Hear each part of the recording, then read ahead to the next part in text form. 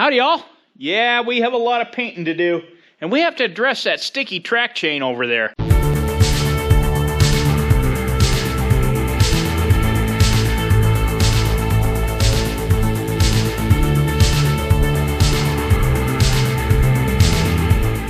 Now, we haven't even gotten primer on everything quite yet. We still need to get primer on the carriers and the front idlers and the track chains and the toolboxes. For some reason, we forgot the toolboxes. And we knew there'd be something. We found this is the control lever that goes on the back of the seat for the belt pulley. So we forgot to clean that up and get it blasted and primered, but we'll clean it up with the wire brush, and I got to straighten it. It's got a little bit of a bend to it. The fuel tank, these two side panels, the hood, anything we're going to do body work on that's going to need Bondo and stuff, we're going to just set it aside for now because we got way too much out here to paint. So we're going to concentrate on things that don't need the body work. We got to finish taking apart the front idlers, and Dad's working on that right now. We got to degrease them, get it cleaned up so we can get some primer on them. I can blow all that stuff out, see? Yeah. Through these holes. Guess I'm just going to stand here all day and hold this. Dad says his work's good. Yeah, thanks.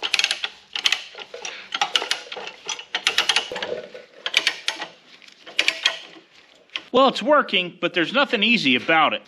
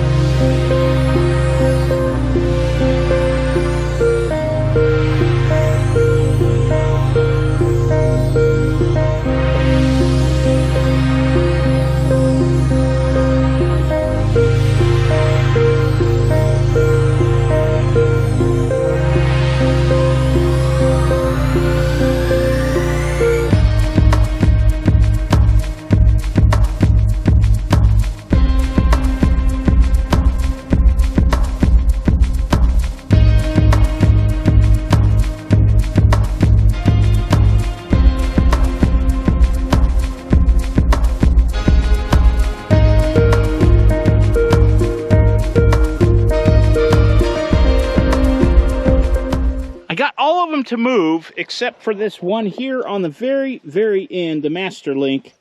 All the rest of these they're not loose, but they're at least movable. The other chain I'm not so worried about. It's okay. I'm going to put a little of this on all these pins and see if I can work it around a little more. Before we paint this, before we prime it, I'll take it on the back porch, power wash everything off, and then we'll let it dry in the hot day in the sun, and then we can prime it. Got PB Blaster on both chains, so now we wait. I'll come out in a little while, flip these over, and put some on the other side. I will say there's a lot of rust coming out of these links up here, and these were the sticky ones. Our goal is to get all of this heavy outside hard work done and everything sprayed before it gets real hot. Into June, July, August, it's going to be very miserable outside. We'd like to be in here putting 4G together when it's that hot. All the sheet metal's over here that we're going to need to do some body work on yet. And we got all these parts we can put on there. I've got that other fuel tower off of 4G, the original one, and I'm not going to sell or get rid of any parts for anything until we're done with our D4 projects around here. And then I might think about it, but I'm hoping we run across an RD4 at some point. Now, I know 4G essentially is an RD4. Other than a few minor changes, it's the same series, same thing, same parts. I see the winds come up. You must be getting ready to paint things. Yep. I think we're going to go ahead and paint. None of this is like really fine body work. Damn the torpedoes, right? The fact that it's this early in the morning and those big storm clouds are brewing up there by the hills. Probably not a good sign of what's to come today. Dad's taping the center of these idlers. I've got a couple of jack stands and they'll be high enough, and I found this solid piece of 1-inch rod. I'm going to wire to the top of the jack stands, and I'm going to put a board through the jack stands and screw it down to the pallet. And we'll put the idlers on there, and then we can spin them around and get good primer and paint all the way around them. Quite the contraption, and Dad's going to rewire it because he said he doesn't like my wiring job. I guess I should have watched your safety wire tutorial. That's some farmer engineering right there. That'll work. Now we can paint it all the way around.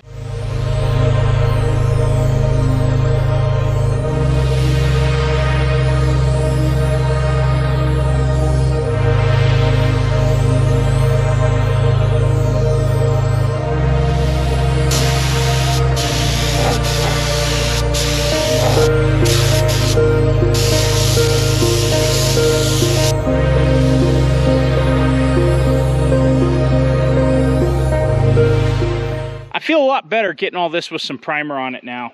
The only thing that we don't have primed is a track change, and that's going to be a whole other story. Don't call me a baby. Don't call me baby. Yeah, we're out.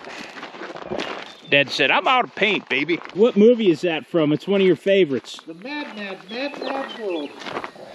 Mad World. We quote that quite a bit. Who you calling baby? That's Pike, the delivery truck driver. Jonathan Winters. Jonathan Winters, my spirit animal. We're watching the clouds grow. They're expecting some more severe weather here today.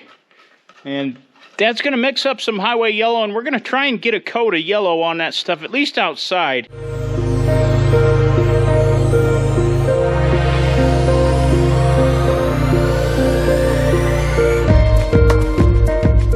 Nice.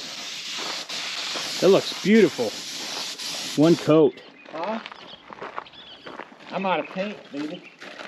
Don't call me baby. We were just inside mixing a batch of paint, and it was perfectly calm. And we came out here, and now there's some wind. We're just going for it today. And this was some leftover paint that I mixed up, and it looks like it covered pretty good. It's hot enough today. It's pushing 80.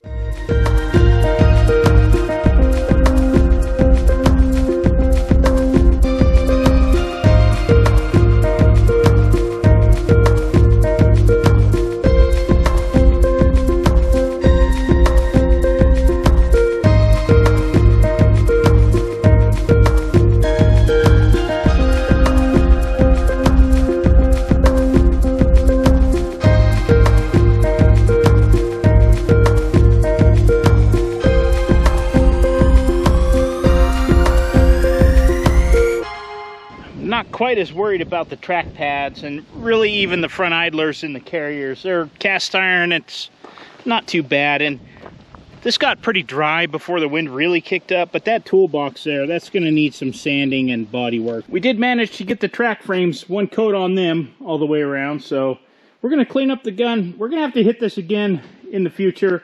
We have a lot to do. We know that. It's going to have to happen in stages.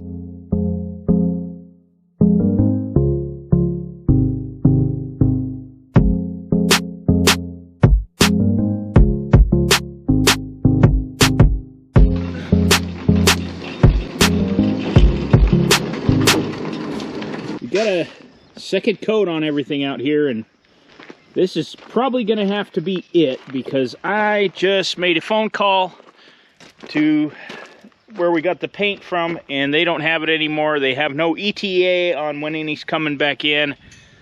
I'm going to have to see if I can have some color matched, because this is not going very far, and we only have 1.25 gallons left, which is probably not going to be enough. We just found out the hard way that trying to thin it and stretch this paint out more, well, it makes other problems. We got runs where we're not happy, and we're going to have to sand and fix a lot of these things.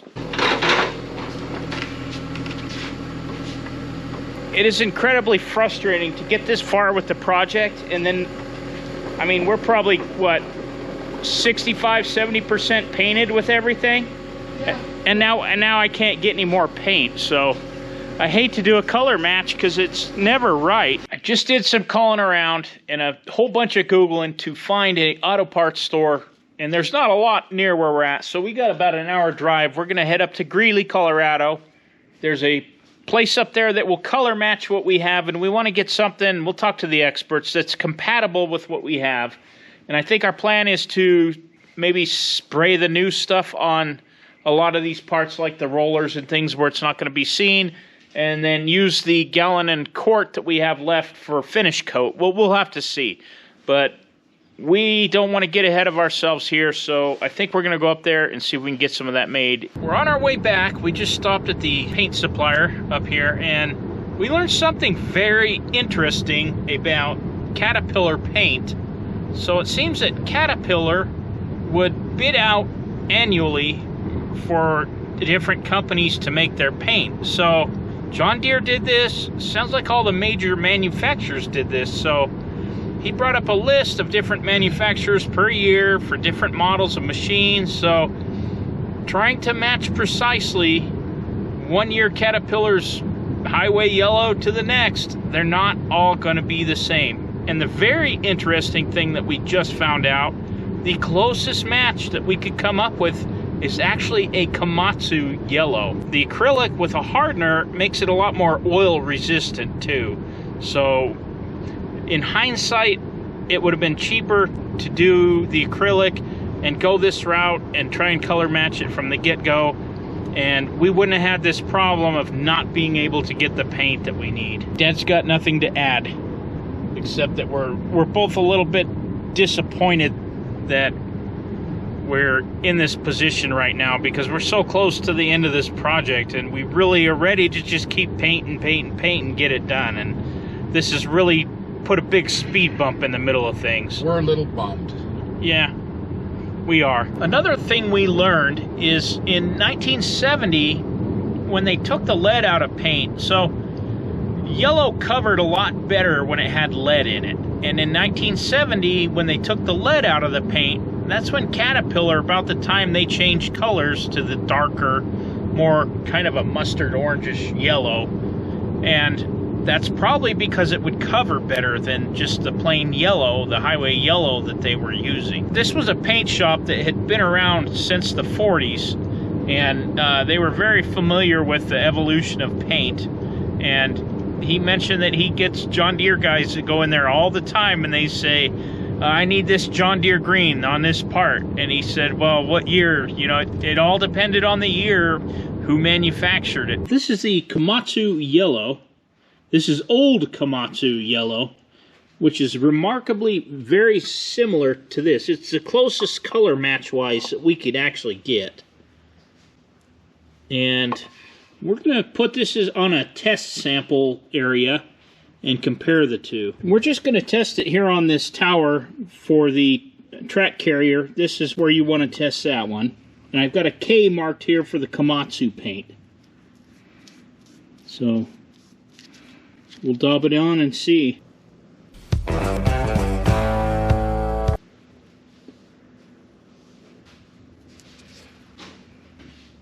These are remarkably similar. You know, just looking at it right now, fresh, I can't tell the difference.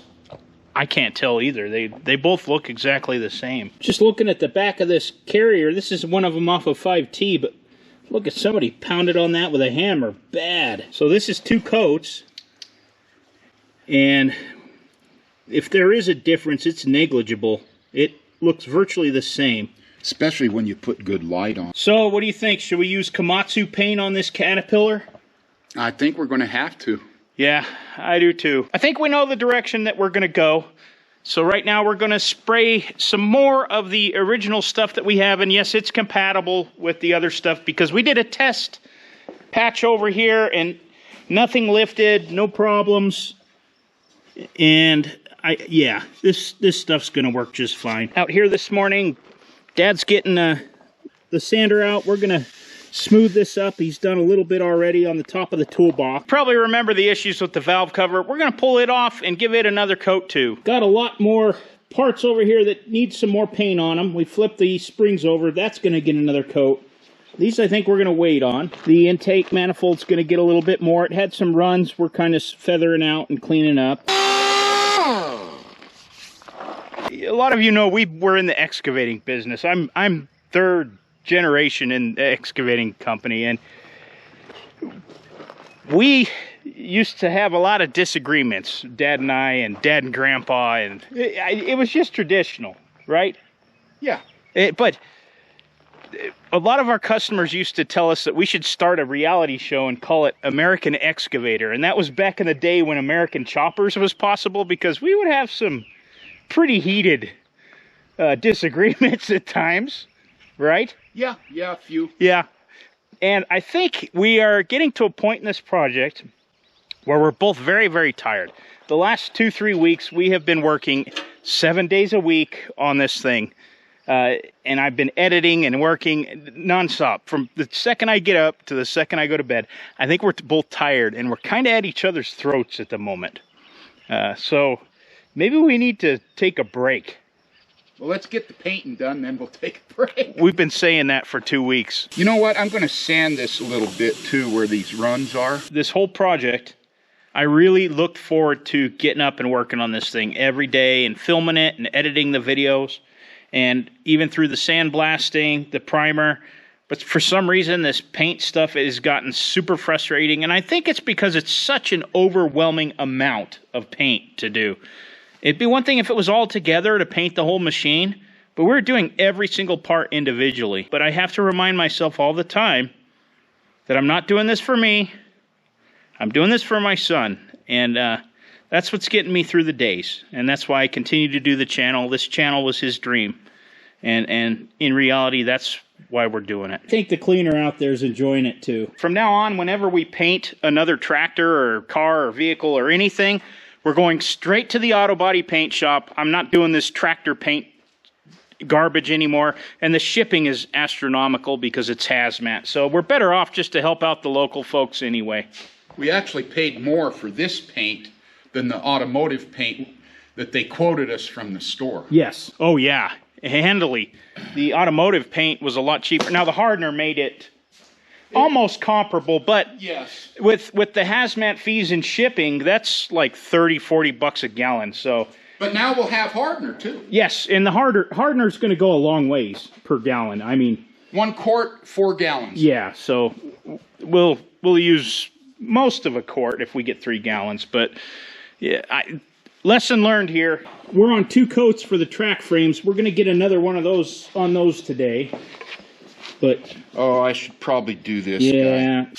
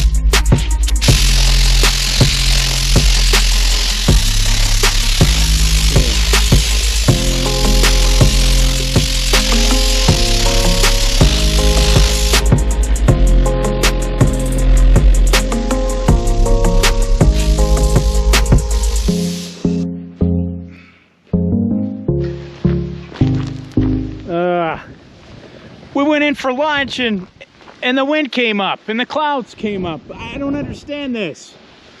I mean, I do understand this. I've been preaching why we shouldn't paint outside in Colorado.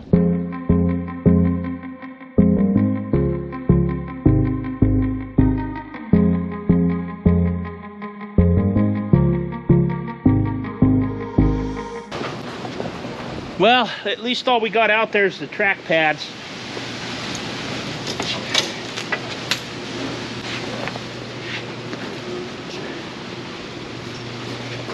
This is living in a desert. I don't know if you can see the haze and dust in the air here inside of the shop, but that is what happens. And I think I'm gonna end this one here because I don't think we're gonna be doing any more painting today. In the future, for all the body work at least, you know, for the track frames and stuff we've been doing, the rollers and the track pads, it's okay that we've been painting them outside.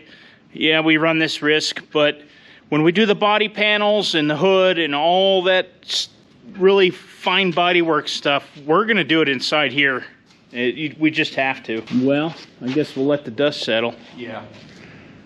That's all we can do now. Yeah, it's really blowing outside. I do want to thank you for watching, and we'll see you on the next one.